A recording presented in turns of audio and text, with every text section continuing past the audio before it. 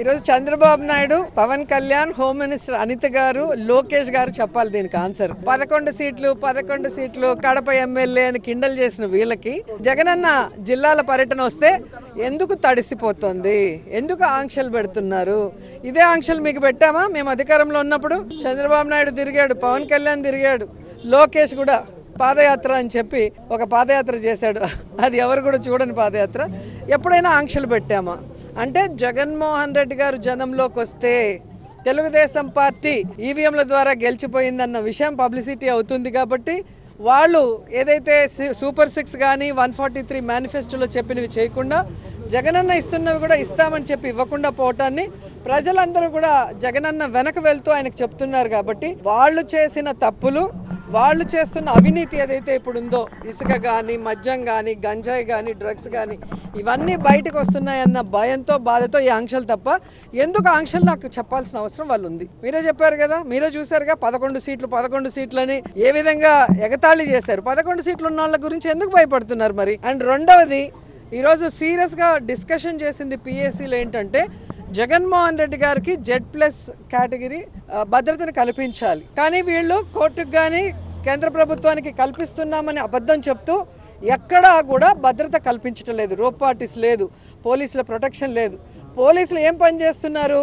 నియోజకవర్గాల్లో నోటీసులు ఇచ్చి మీరు మీటింగ్కి వెళ్తే మీ మీద రౌడీ షీట్లు తీస్తామంటారు, లేదంటే చెక్ పోస్టుల దగ్గర కార్లు పట్టుకోవటం, బైకులు పట్టుకోవటం, ప్రజల్ని కొట్టి పోలీస్ స్టేషన్లో కూర్చోబెట్టడం, జగన్ గారి మీటింగ్లు పోకూడదని. దీనికి పోలీసుల్ని ఉపయోగిస్తున్నారు. లేదంటే లోకల్ ఎమ్మెల్యేలు ఎవరైతే కూటమి ప్రభుత్వం వాళ్ళు చెప్తున్నారో వాళ్ళకి నచ్చని వాళ్ళు వైఎస్ఆర్సీపీకి స్ట్రాంగ్ ఉన్న క్యాడర్ మీద తప్పుడు కేసులు పెట్టి లోపల పెట్టడానికి యూజ్ చేస్తున్నారు తప్ప ఒక ప్రతిపక్ష నాయకుడు, ఒక ముఖ్యమంత్రిగా పనిచేసిన జగన్ గారు జిల్లా పర్యటనకు వస్తే కనీస భద్రత కూడా లేకపోవడం చాలా బాధాకరం. మీరు చూసారు పొదిలీకి వెళ్ళినప్పుడు కానీ, రాప్తాడుకి వెళ్ళినప్పుడు కానీ, నేనైతే కళ్ళారా చిత్తూరుకి మ్యాంగో రైతుల కోసం వచ్చినప్పుడు చూశాను. ఒక్క పోలీస్ అంటే ఒక్క పోలీస్ ఆ మార్కెట్ యార్డ్లో ఉన్నారా? జనాలు ఎలా మీద పడి జగన్ గారిని వాళ్ళ వైపుకు లాగేసుకుంటున్నారు అభిమానంతో మనం చూసాం. అంటే జగన్ గారిని ఏదో ఒకటి చేయాలన్న తపన అనేది ఈ కూటమి ప్రభుత్వంలో కనిపిస్తుంది. ఎందుకంటే చంద్రబాబు నాయుడు సొంత తండ్రి లాంటి ఎన్టీఆర్ గారికే పార్టీ లాక్కొని చెప్పులేసి ఆయన చావుకు కారణమైన వ్యక్తి కాబట్టి కుట్ర రాజకీయాలు చేయటము, వెన్నుపోటు రాజకీయాలు చేయటం చంద్రబాబు నాయుడుకి వెన్నతో పెట్టిన విద్య. కాబట్టి జగన్మోహన్ రెడ్డి గారి భద్రత గురించి మేమంతా ఆందోళన చెందాం. అందరం కూడా పిఎస్సీలో దాని మీద డిస్కస్ చేశాము. మేము న్యాయ పోరాటం దీని మీద చేయాలనుకుంటున్నాం. కేంద్రకు కూడా ఇన్ఫార్మ్ చేసి ఆయనకి భద్రత పెంచే విధంగా అడుగులు ముందుకు వేయాలి. అలాగే పార్టీ నుంచి ప్రతి జిల్లాలో నుంచి మరి జగన్ గారికి భద్రత కల్పించే విధంగా మేము ముందుకు వెళ్ళాలనుకుంటున్నాం. రెండోది, జగన్మోహన్ రెడ్డి గారిని ఆయన పార్టీని భూస్థాపితం చేయాలన్న ఒక్క నీతిమాలిన ఆలోచనతో చంద్రబాబు నాయుడు కూటమి ప్రభుత్వం ఈరోజు ఏ విధంగా తప్పుడు కేసులు పెట్టి ఇంపార్టెంట్ లీడర్స్ని అందరినీ కూడా అరెస్ట్ చేస్తూ వెళ్తున్నారు. మిథున్ రెడ్డి గారు కానీ, కాకాని గోవర్ధన్ రెడ్డి గారు కానీ, చెవిరెడ్డి గారు కానీ, ఇప్పుడు వాళ్ళు కాదని ఇంకా వాళ్ళ పిల్లల్ని, మొన్న చూస్తే హారిక గారు జడ్పీ చైర్మన్ మీద ఆవిడ భర్త మీద దాడి చేసి కార్లు పగలగొట్టి బూతులు తిట్టి మళ్ళీ ఆవిడ మీదే కేసు పెట్టడం అనేది ఈ ఒక్క ప్రభుత్వంలో, ఈ ఒక్క రాష్ట్రంలోనే జరుగుతుంది. సో వాళ్ళకి మేము క్లియర్గా చెప్తున్నాం, మీరు తప్పుడు కేసులు పెడితే భయపడే వాళ్ళు ఇక్కడ ఎవ్వరు లేరు. దమ్మున్న నాయకుడు జగన్మోహన్ రెడ్డి గారి నాయకత్వంలో పనిచేస్తున్న నాయకులు మేము. మీరు జైల్లో పెడితే రేపొద్దున చక్రవడ్డీతో కూడా మీకు ఇచ్చేదానికి మేము రెడీగా ఉన్నాం. ఎందుకంటే ఈరోజు మీరు సూపర్ 6 ఇస్తామన్నారు, జగన్మోహన్ రెడ్డి గారు ఇచ్చిన ప్రతి ఒక్కటి కూడా ఇస్తామని చెప్పారు.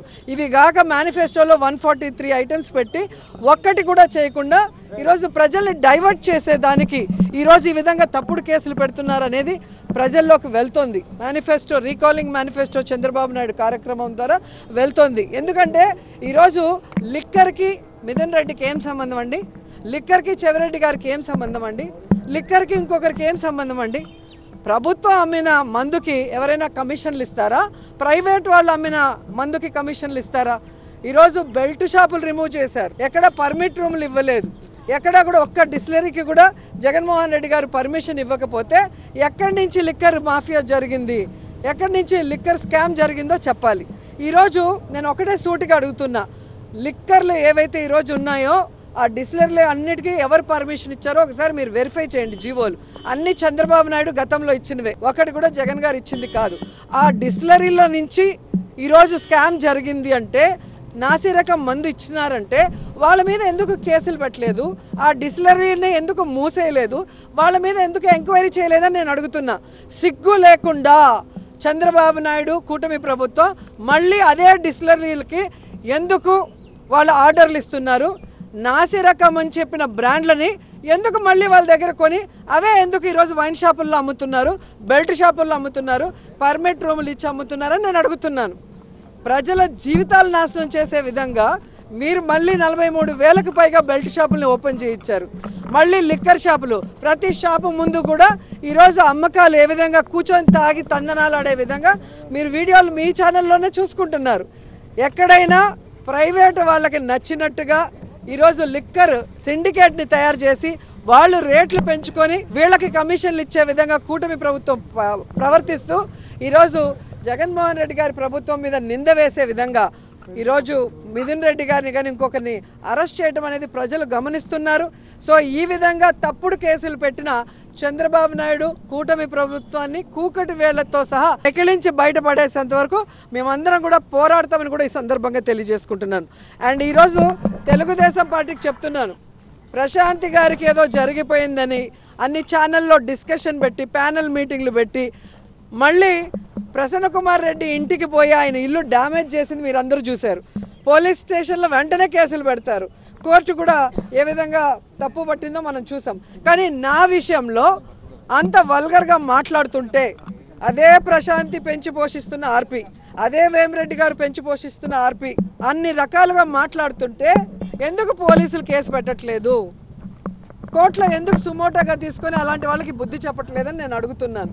ఈరోజు నా నియోజకవర్గంలో భానుప్రకాష్ అనేవాడు తండ్రి పేరు చెప్పుకొని రాజకీయాల్లోకి వచ్చాడు. మేము కష్టపడి పైకి వచ్చిన వాళ్ళు.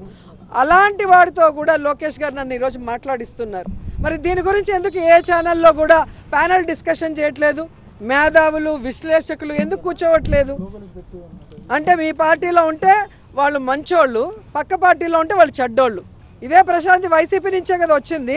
మరి ఆవిడ కోసం అంత ఆరాటపడిన వాళ్ళు ఈరోజు హారిక గారికి ఒకటి జరిగినా నాకు ఒకటి జరిగినా ఎందుకు పట్టించుకోవట్లేదు? మేము మహిళలు కాదా? మాకు మనోభావాలు లేదా? మా ఫ్యామిలీలు బాధపడవా? కాబట్టి ఈరోజు అధికారం ఉంది కదా అని ఎగిరెగిరి పడితే రాబోయే కాలంలో జగనన్న ముఖ్యమంత్రి అయిన తర్వాత ఎగిరెగిరి పడిన వాళ్ళని ఎగరేసి తంతామని కూడా ఈ సందర్భంగా తెలియజేసుకుంటున్నాను.